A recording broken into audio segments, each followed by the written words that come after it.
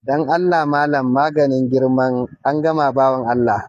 Ka je ka samu icen tumfafiya mai kauri yadda kake son abinka ya maka kauri.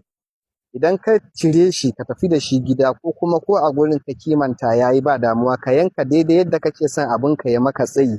In ma nan ne duk yadda ka yanka yayi ba matsala.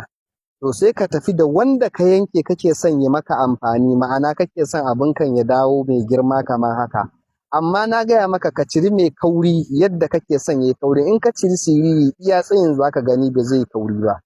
Idan kuma ka ciri gajere mai kauri iya kaurin zai maka daidai da yadda ka kimanta daidai yadda abinka zai maka.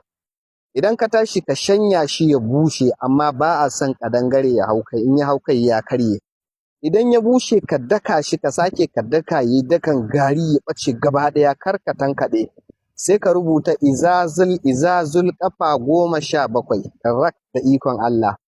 Idan ka tashi ka zuba garin a wani roba yanda za ka wanke rubutun sai ka samu ruwa ɗan kaɗan sun samu ka samu na zamzam ko na sama kaga aiki sai ka wanke shi yanda zai jiƙa shi amma kan ruwan yayi yawa ya ɗan haɗe dai ya kwaɓa shi.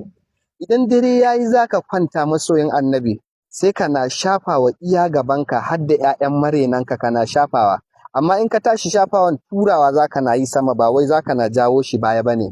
Ka yi shi haka daidai kwana 7.